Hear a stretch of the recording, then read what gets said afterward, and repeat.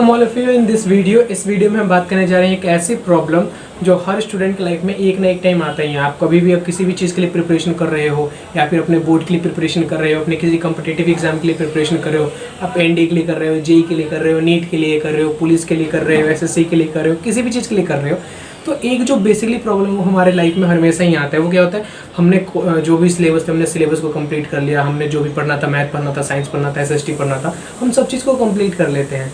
At the end ये होता है कि हमारा जब मान लो कि 3 महीने का टाइम पीरियड है, हमने 2 महीने में ये सब चीज़ को ख़त्म कर लिया। लेकिन जब हम 2 महीने बाद वापस पुरानी चीज़ों को हम देखते हैं, जैसे मान लो कि हमने इंग्लिश पूरा ख़त्म कर दिया, इंग्लिश हमने पहले टेंस पढ़ा था, जब 2 महीने बाद वापस हम उस टेंस के पास जाते हैं और समझते हैं कि यार ये क्या है, तो हम ब्लैंक हो जाते हैं पूरा, हमें समझ नहीं आता कि हमने क्या पढ़ा था। ये इसलिए होता है क्योंकि हम चीज़ों को रिवाइज़ नहीं करते।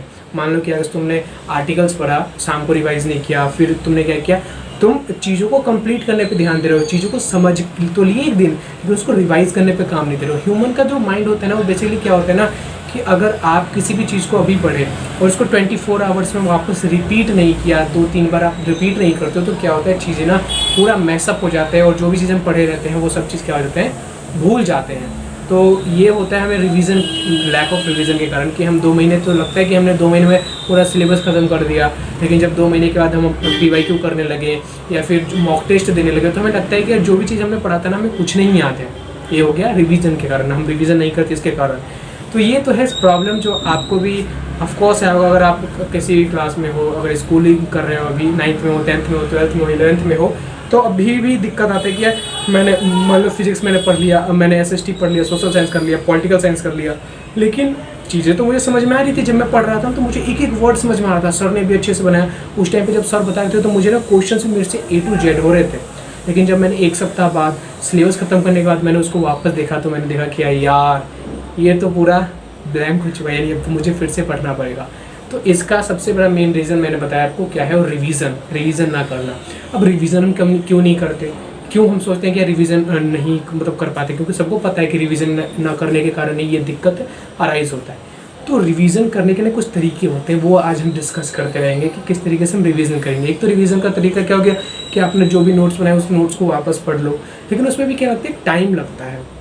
हम चाहते हैं कि हमसे ना कोई सब्जेक्ट से रिलेटेड जो भी हमने चैप्टर पढ़ा, हमने उससे रिलेटेड कुछ क्वेश्चंस पढ़े। मान लो कि अगर मैं फिजिक्स पढ़ाऊँ, मैं फिजिक्स में करंट इलेक्ट्रिसिटी पढ़ाऊँ, तो हम चाहते हैं कि कोई ऐसा स्टूडेंट, कोई भी एक ऐसा हो इंसान जो हमसे ना उससे रिलेटेड क्वेश्चंस पूछे कि करंट क्या होता है, करंट में ऐसा यूनिट क्या होता है, एम्पियर हो गया, ऐसा चीज़ पूछे। लेकिन हमें कोई मिलता नहीं है। भाई बहनों से बोलो कि यार पूछ ले, तो वो एक बार पूछते हैं, 2 बार पूछते हैं, उसके बाद अगली बार से भी कह देते हैं कि नहीं मुझे भी अपना काम है। तो ये भी हमारा दिक्कत आता है जो हम रिवीजन करना चाहते हैं। हम फिर एक्सक्यूज़ बना लेते हैं, मेरे से कोई पूछता ही नहीं है, मेरे से हो ही नहीं रहा, ये चीज़ नहीं हो रहा, वो नहीं हो रहा। तो इसके लिए ही मैं एक सॉल्यूशन लेकर आया हूँ, जिससे कि आपको किसी से वो नहीं करना पड़ेगा कि यार मेरे से क्वेश्चन पूछ, कि क्वेश्चन बना के मेरे से पूछ, ऐसा कुछ नहीं होगा। आप खुद से बस एक बार मैसेज करोगे, वहाँ से सारे क्वेश्चंस आपके पास बने हुए आ जाएंगे, आप उसके आंसर दोगे, वो आपके आंसर को भी चेक करेगा, और जब आपका आंसर सही रहेगा तो आपको उसके हिसाब से मार्क्स भी देगा। तो हो गया ना, मतलब किसी की फिर ज़रूरत ही नहीं, हम खुद ही चीज़ों को कर सकते हैं। हम खुद ही बोलेंगे कि आज ना मेरे से इस चैप्टर के बारे में क्वेश्चंस पूछो, वो आपसे उस चैप्टर के बारे में क्वेश्चंस पूछेगा। अगर आप उससे कहोगे कि मुझसे MCQ क्वेश्चन पूछो उस चैप्टर से, तो वो MCQ क्वेश्चन भी पूछेगा। अगर आप बोलो कि मुझे लॉन्ग आंसर में क्वेश्चन पूछो, वो लॉन्ग आंसर भी पूछेगा। आप उससे कहोगे कि साइंस का क्वेश्चन पूछो, साइंस का पूछेगा, मैथ का पूछो, मैथ का पूछेगा, SST का पूछो, SST का पूछेगा। यानी सभी चीज़ जो हमारी दिक्कत है ना, रिवीजन के जो दिक्कत है, वो सभी चीज़ इससे दूर हो जाएगा।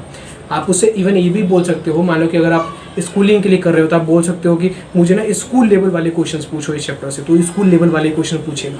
अगर आप कहोगे कि मुझे कंपटीशन लेवल वाले क्वेश्चन पूछो, तब से वो कंपटीशन वाले लेवल वाले क्वेश्चन पूछेगा, क्योंकि अलग अलग लेवल होता है ना। तो आप उससे एक ह्यूमन की तरह ट्रीट करवा सकते हो। और आई होप आप वो चीज़ समझ गए होंगे कि वो क्या है, वो है AI, आर्टिफिशियल इंटेलिजेंट। और AI एक ऐसा जो हम जानते हैं, जिसको हमने बहुत सारी चीज़ों के लिए यूज़ किया होगा, वो क्या है, ChatGPT। हम ChatGPT की हेल्प से हम समझने जा रहे हैं कि किस तरीके से हम रिवीजन करेंगे और किस तरीके से अपने जो चीज़ों को हम जो रिवीजन ना होने के कारण जो हम कम नंबर आते हैं, जो हमें दिक्कत आती है, उसको कैसे रिजॉल्व करेंगे। तो चलते हैं लैपटॉप पे और देखते हैं कि मैं किस तरीके से अपने रिवीजन के लिए ChatGPT का यूज़ करता हूँ। आप भी उसका उस तरीके से यूज़ करके जितना बेनिफिट उठाना चाहे उठा सकते हो। तो चलते हैं लैपटॉप पर सीखने के किस तरीके से रिवीजन करना चाहिए बाय यूजिंग चैट जीपीटी। पर हम आ चुके हैं अपने चैट जीपीटी पे और यहाँ पे कंसोल खुला हुआ है। इसको पहले मैं क्लोज कर लेता हूँ। जैसे मैं यहाँ पे चैट जीपीटी पे आया तो ये देखो चैट जीपीटी। अगर आपको ओपन करना है, अगर आपको नहीं पता कि चैट जीपीटी को हम कैसे ओपन करेंगे, तो बेसिकली कुछ नहीं करना, आपको कोई भी एक ब्राउजर ओपन करना है। क्रोम हो सकता है, ब्रेव हो सकता है, या फिर एज हो सकता है, जो भी आपको ओपन करना है वहाँ पर सर्च करना है चैट जीपीटी। या फिर डायरेक्टली आप ये जो है ना इसको पेस्ट कर सकते हो, chat.openai.com भी पेस्ट करोगे तो उससे डायरेक्ट चैट जीपीटी खुल जाएगा। वहाँ पे पहला जो होगा उस पर क्लिक करना है। क्लिक करने के बाद आपको, अगर आपने पहले कभी चैट जीपीटी का यूज़ नहीं किया है तो आपको लॉगिन करने के लिए बोलेगा।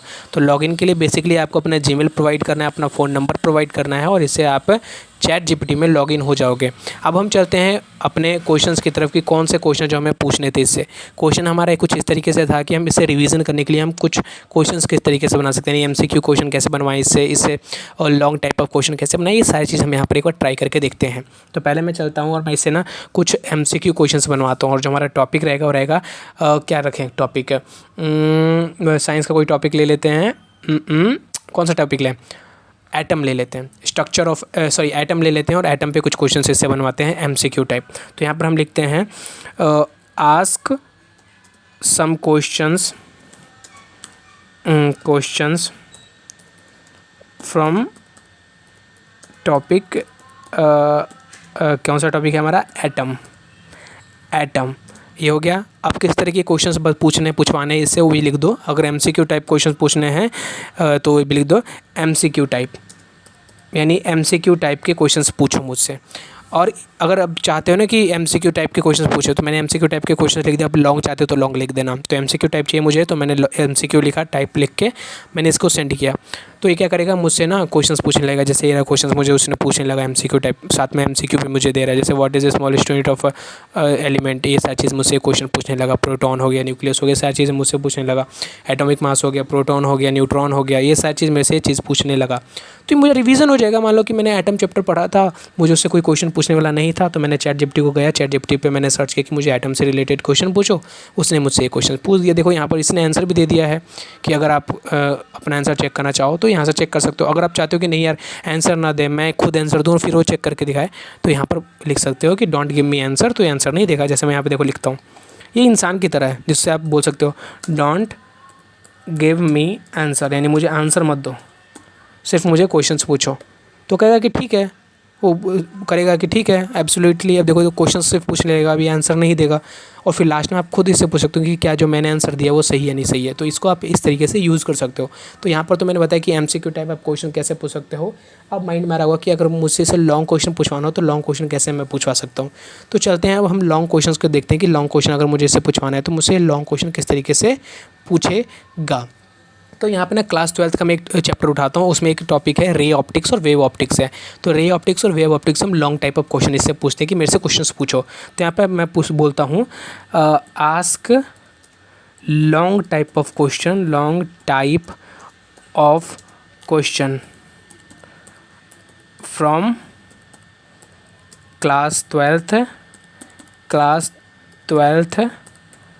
कौन सा है, रे ऑप्टिक्स से पूछवाते हैं इससे। रे ऑप्टिक्स, यानी रे ऑप्टिक्स से बोलते हैं कि मेरे से लॉन्ग टाइप ऑफ क्वेश्चन पूछो। जैसे मैं इसको सेंड करता हूँ, क्या करेगा मेरे से रे ऑप्टिक्स से कुछ क्वेश्चंस पूछने लगेंगे जो कि लॉन्ग टाइप ऑफ होंगे। तो देखो यहाँ पर आने लगे क्वेश्चंस आने लगा, स्टूडेंट ऑफ परफॉर्मिंग एक्सपेरिमेंट, ये क्वेश्चंस मेरे आने लगे। अब मुझे इसके आंसर देने पड़ेंगे। तो ये चीज़ है जो आप इससे पूछ सकते हो। चलो ये भी होगा। अब बोलोगे कि सर मैथ के क्वेश्चन क्या है, मेरे से मैथ्स के क्वेश्चन पूछेगा ही नहीं पूछेगा। तो हाँ, ये मैथ के क्वेश्चन ही पूछेगा। चलो इसको मैथ के क्वेश्चंस कुछ पूछवाते हैं इससे। देखो सबसे जो भयंकर जो टॉपिक होता है ना मैथ से, मैं पढ़ता था तो मुझे लगता था ट्रिगो। तो चलो इसे ना कुछ ट्रिगो के क्वेश्चन कहते हैं कि मेरे से ना कुछ ट्रिगो के क्वेश्चन पूछो। तो यहाँ पे कहेंगे आस्क सम क्वेश्चन फ्रॉम, और डोंट फॉरगेट कि यहाँ पर अपना क्लास भी दे देना, वरना वो बड़े लेवल का क्वेश्चन पूछने लगे। तो ask some questions from 10th trigo, मैंने लिखा जैसे ही 10th ट्रिगो से कुछ क्वेश्चंस पूछो मुझे। तो ये 10th के ट्रिगो जो होंगे ना, ट्रिगो चैप्टर है, उससे क्वेश्चंस पूछने लगेगा मुझे कि देखो जो एप्लीकेशन ऑफ ट्रिग्नोमेट्री था उसका क्वेश्चन है ये रहा कॉस थीटा वाला, जैसे हम कॉस थीटा का पढ़ रहे हैं, ये रहे हैं। फिर ये भी एप्लीकेशन ऑफ ट्रिग्नोमेट्री से, तो ये रहे सारी चीज़ आपसे, सब चीज़ के क्वेश्चन आपसे पूछेगा, रिवीजन करवाएगा आपका। अब एक लास्ट हम देखते हैं, मान लो कि आप ना कोई बड़े कॉम्पिटिटिव एग्जाम के कर रहे हो, जैसे जेई का देख लेते हैं या फिर नीट का देख लेते हैं। तो जेई और नीट के लिए देख लेते हैं कि जेई नीट के क्वेश्चंस कैसे पूछेगा मुझे। तो कौन सा देखें हम, कौन सा हम जेई का देखते हैं। जेई में हम देखते हैं मैथ के कुछ क्वेश्चन जिससे पूछवाते हैं। तो ask some question from vector. यहाँ मैथ में ना एक चैप्टर होता है वेक्टर, फिजिक्स में भी होता है वेक्टर, तो मैथ में भी बेसिकली हम पढ़ते हैं मैथ में। तो यहाँ पर मैंने लिखा है कि आज सम क्वेश्चन फ्रॉम वेक्टर, इन वेक्टर से क्वेश्चन पूछो। और यहाँ पर मैं लिख देता हूँ जेई लेवल का। ये नहीं कि आप खुद क्वेश्चन पूछ लो, नहीं, जेई लेवल का क्वेश्चन पूछो मेरे से। जेई और नीट भी लिख देता हूँ कि ये दोनों लेवल का क्वेश्चन मुझसे पूछो। तो यहाँ पर मैं जैसे लिख के से मैं भेजता हूँ, ये क्या करेगा, मुझे जेई और नीट लेवल के क्वेश्चंस मुझे इसे पूछना स्टार्ट कर देगा। तो ये रहा जेई और नीट लेवल का क्वेश्चंस, ये रहा मेरे से क्वेश्चन पूछने लगा। ये रहे क्वेश्चन। आप ये 10 क्वेश्चन पूछ रहे हैं, आप इससे भी बोल सकते हो, मान लो 10 कर लिया, आपको लगता है कि और मुझे क्वेश्चन चाहिए, तो आप लिख सकते हो आस्क सम मोर क्वेश्चन। तो ये और भी क्वेश्चंस आपको प्रोवाइड कर देगा। तो आई होप आपको ये चीज़ समझ में आ गया होगा कि किस तरीके से आप इस चैट जीपीटी का यूज़ कर सकते हो अपने चीज़ों को रिवाइज करने के लिए। आपने जो भी टॉपिक पढ़ा वो टॉपिक को आप इस पर सर्च करना, बस आ जाएगा।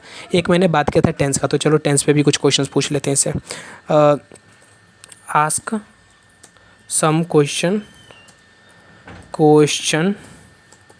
फ्रॉम टेंस, यानी टेंस से मुझे कुछ क्वेश्चंस, सॉरी फ्रॉम का स्पेलिंग यहाँ पे गलत हो गया, तो यहाँ पे फ्रॉम टेंस, यानी टेंस से मुझे कुछ क्वेश्चंस पूछो। तो जैसे मैं इसको लिखता हूँ तो मुझे टेंस से भी क्वेश्चन पूछने लगेगा। तो ये मत शर्माओ मत कि मुझसे इसका क्वेश्चन पूछेगा ही नहीं पूछेगा, नहीं, ये सब चीज़ आपका आंसर देगा। तो ये है हमारा ये वीडियो, और यहीं पर हम करते हैं इस वीडियो को समाप्त। आई होप आपको ये वीडियो अच्छा लगा होगा। अगर वीडियो अच्छा लगा है तो डोंट फॉरगेट टू लाइक और सब्सक्राइब, चैनल को सब्सक्राइब करो, वीडियो को लाइक करो, अपने दोस्तों के साथ शेयर करो, जिससे कि उनको भी बेनिफिट हो। मिलते हैं किसी और वीडियो में किसी और टॉपिक के साथ, तब तक के लिए।